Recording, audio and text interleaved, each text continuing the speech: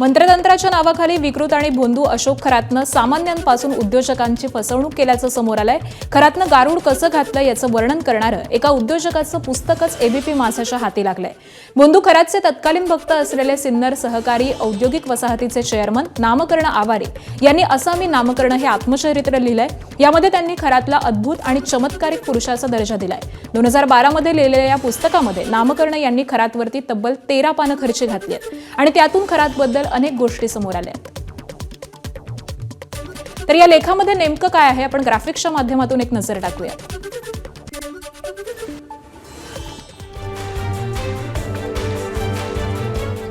माझी आणि खरातची पहिली भेट 1999 मध्ये झाली। मी माणिकराव कोकाटेंच्या प्रचाराचं काम करत होतो। प्रचारातला वाद पोलीस स्टेशनमध्ये पोहोचला। त्यावेळी खरात पहिल्यांदा तिथे भेटला। कोकाटे 23,450 मतांनी निवडून येतील अशी भविष्यवाणी त्यानं केली। मतमोजणीहून परतताना अपघात होईल, त्यात 2 कार्यकर्त्यांचा मृत्यू होईल असंही खरातनं सांगितलं। खरातनं सांगितल्यानुसार दोन्ही घटना खऱ्या ठरल्या। खरातची भविष्यवाणी 100% खरी ठरते हे जाणवलं। त्यानंतर आम्ही नियमित सानिध्यात आलो। अद्भुत आणि चमत्कारिक असे 2-3 प्रसंग घडले। त्यामुळे खरात सर्वसाधारण नाही तर सिद्ध पुरुष असल्याची खात्री पटली। बीएससी नंतर खरातनं सैनिकी शिक्षण घेतलं। पॅरिस मधल्या सोबन विद्यापीठातून खरातनं ओशनोलॉजीत पदवी घेतली आहे। त्यात त्याला सुवर्ण पदकही मिळालं। खरातनं शंकराच्या 5 सिद्ध मंदिरांचं बांधकाम करण्याचा संकल्प केला होता। त्यापैकी एक मंदिर गावच्या परिसरात बांधण्याचं ठरवलं होतं। त्यासाठीच शिवनिका संस्थान, ईशान्येश्वर मंदिर यांची स्थापना झाली। दरम्यान या पुस्तकाच्या लेखाबाबत आवारेंनी एबीपी माझाला प्रतिक्रिया दिली आहे। खरातच्या शिक्षणाबाबत मी अधिकृत दावा केलेला नाही। कोणीही त्याचं शिक्षण सांगितल्यावरती आपण डिग्री मागत नाही। त्याप्रमाणे त्याने जी माहिती दिली तीच मी पुस्तकामध्ये मांडली आहे असं आवारेंनी म्हटलंय। मी 2023 मध्ये शिवनिका संस्थानच्या विश्वस्त पदाचा राजीनामा दिला। राजीनामा देण्याच्या 3 वर्ष आधीपासूनच खरात आणि माझा संपर्क नव्हता।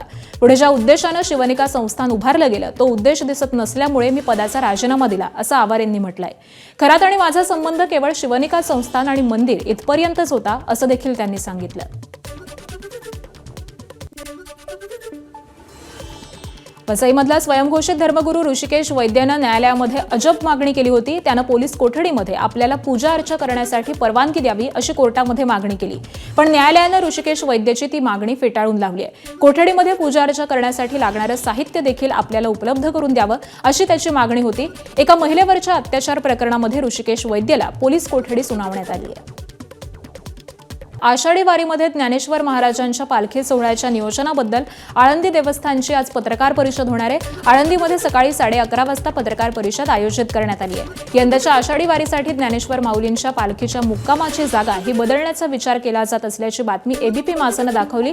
त्यानंतर आळंदी देवस्थान आज आपली भूमिका मांडणार आहे। दरम्यान पुण्यातील एसपी कॉलेजच्या मैदानावरती पालखीचा मुक्काम आयोजित करण्याची चाचपणी सुरू असल्याचं बोललं जात आहे।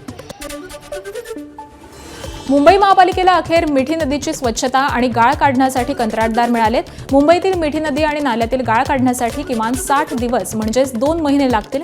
पावसाळा लक्षात घेता कंत्राटदारांना कमी वेळेमध्ये काम पूर्ण करावं लागणार आहे। मुंबईतील नाले सफाईवरती पालिकेची करडी नजर असणार आहे आणि यासाठी विशेष डॅशबोर्डवरून पालिका या कामांवरती लक्ष ठेवणार आहे। दरम्यान सफाईसाठी अंदाजे 29 कोटी रुपये खर्च होणार असल्याची माहिती मिळते आहे। माहीम ते वांद्रे कुर्ला संकुल दरम्यान असलेल्या पहिल्या फेजसाठी कंत्राटदारावरती शिक्कामोर्तब झालेला आहे, तर वांद्रे इथल्या शिक्षक कॉलनी ते फिल्टरपाडा या अंतिम फेजसाठीही कंत्राटदार मिळालेत। मिठी नदीच्या मधल्या फेजसाठी कंत्राटदार आणि प्रशासनासोबत बोलणी सुरू असल्याची माहिती ही वरिष्ठ अधिकाऱ्यांनी सूत्रांनी दिली आहे। या 2 दिवसांमध्ये सर्व ठिकाणी काम सुरू होणार असल्याची माहिती देखील मिळते आहे।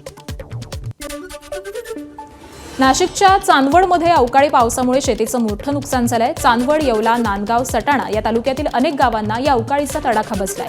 शेतातील कांदा, गहू, हरभरा ही उभी पिकं उद्ध्वस्त झालेली आहेत। त्यामुळे शेतकरी हवालदिल झालाय।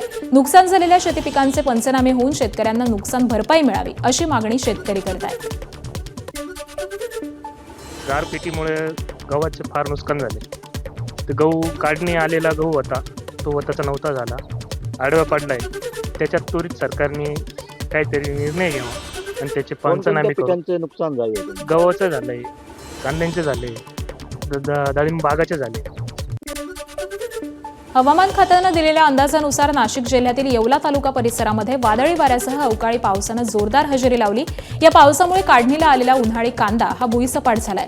इतरही शेती पिकांचं नुकसान झालंय। एकीकडे कांद्याला भाव नाही, त्यामुळे शेतकरी चिंतेत असताना आता अवकाळीनं पुन्हा एकदा कांदा पिकाचं नुकसान झाल्यामुळे शेतकरी हवालदिल झालाय।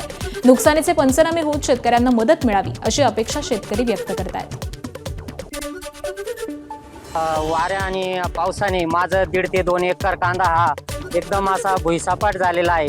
तरी मार्केट बंद असल्यामुळे मी तो काढू शकलो नाही आणि आज अचानक जो वादळी वाऱ्यासह पाऊस आला, माझ्या पूर्ण 1.5-2 एकर कांद्याचं पूर्ण नुकसान झालेलं आहे। एबीपी माझा, उघडा डोळे बघा नीट।